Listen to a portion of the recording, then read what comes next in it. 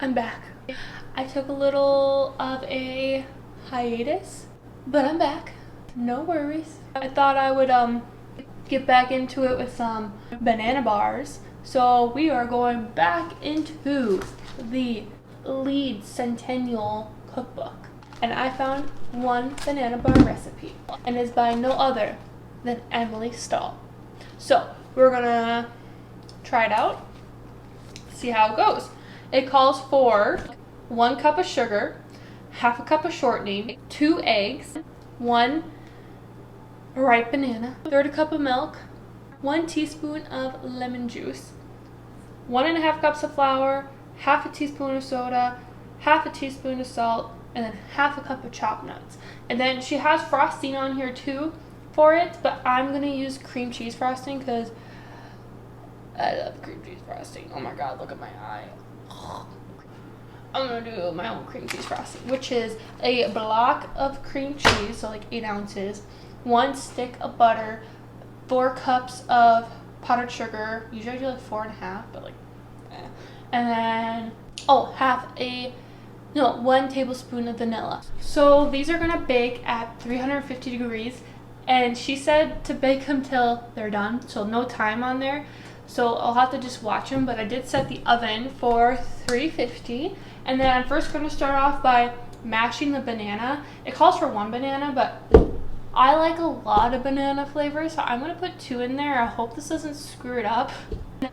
But yeah, and then I freeze my bananas, so they're kind of gross looking, but they're fine. But they're gross looking, I'm not going to lie. I pretty much just like squeeze it out. I'm happy you couldn't see that. Oh. And then I'm going to put 2 eggs in there, and then I'm kind of going to just mix it with a fork. Oh god, not a good crack. And then 2 eggs. And then I'm going to take a fork and kind of just mix that all together. And then it calls for a cup of sugar, 1/3 cup of milk, and a teaspoon of lemon juice. 1 cup of sugar, 1/3 cup of milk. I just used 2%. And then it says a teaspoon of lemon juice, so I'm just gonna squirt some in.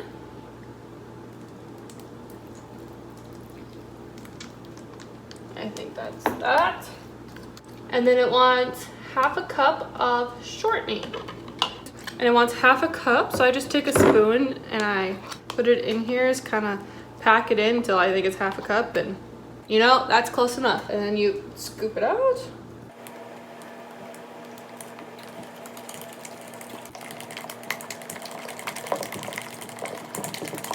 Now comes the flour. It's 1.5 cups of flour. If you have a sifter, you can use that. I do. I'm too lazy to use it, so don't judge me.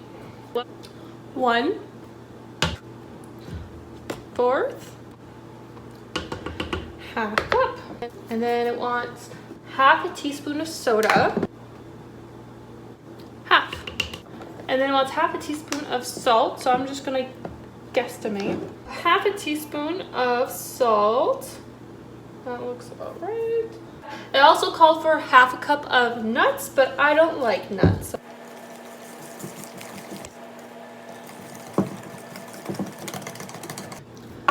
Okay. If I had parchment paper, I would put parchment paper in here and just call it good, but I don't.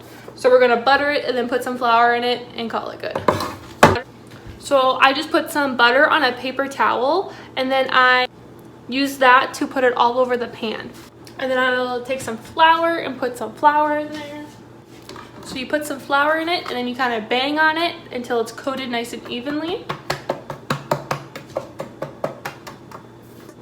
And then you have a clean, not clean, but nicely floured pan like so. And then dump it in the pan.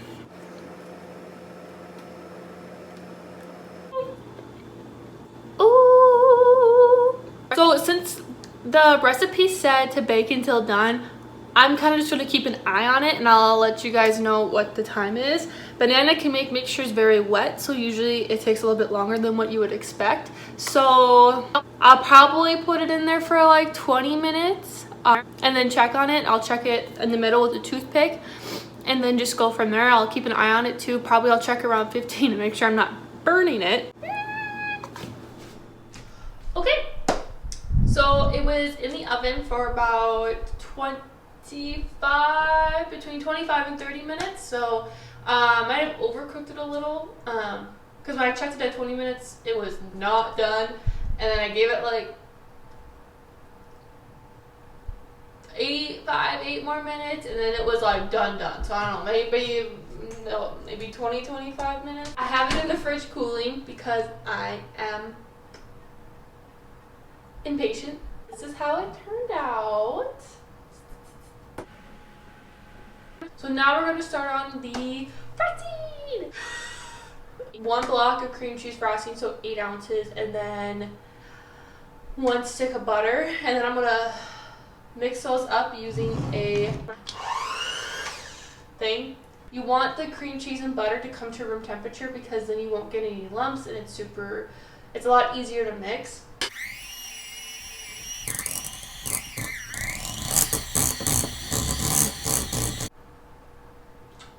I forgot, this one also calls for a little bit of milk. So, I just have, whoops. Oh my god.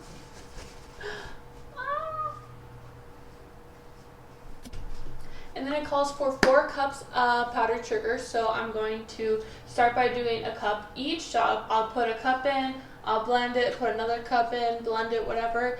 And then I'll put a little bit of milk in, and then it's a tablespoon of vanilla. And then depending on how thick it is, I want it a little thicker just so it's not running off when people bite into the bars. So I'll might put a little bit of flour. They usually say cornstarch, but I don't have any, so yeah.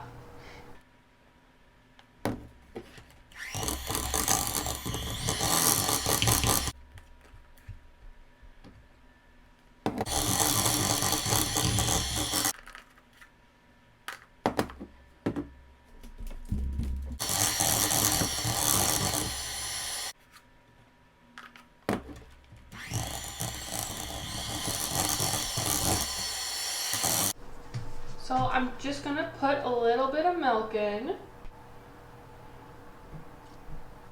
And then it calls for 1 tablespoon of vanilla. Oh, it's probably going to get a little runny.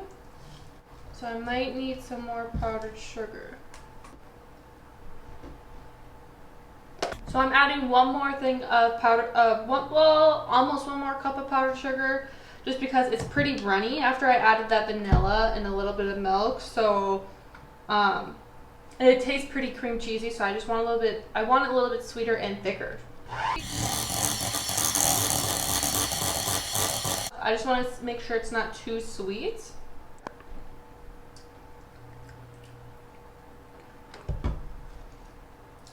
Nope, it's still pretty cream cheesy. Okay, so it's looking a lot better. Oh, that looks so good.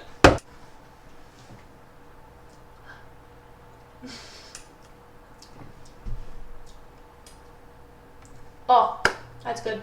I still like my cream cheese frosting where you can still taste the cream cheese. So I love this. It's so good. It's sweet. You can taste the cream cheese. You can taste the vanilla. It's like not too thick. It's fluffy. It's like marshmallow in your mouth. Oh, it's so good.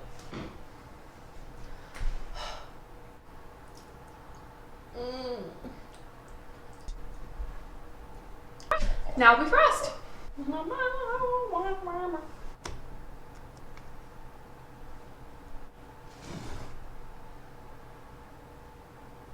And there you have it. Okay, that's cut into it. And give it a taste. So I took a little bitty piece. There's a little bitty one. A little bitty piece. She looks so good. Let's take a bite.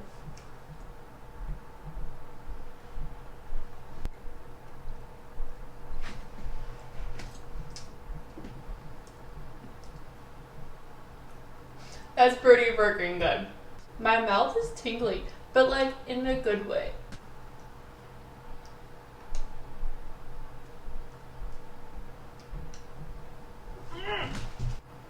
That was fantastic. Wow. Wow. Thanks for coming back and watching.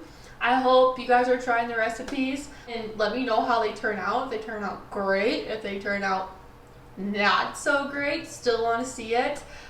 Next week, I'm hoping to do a recipe that my grandma and I used to do all the time, or my grandma and I used to make all the time.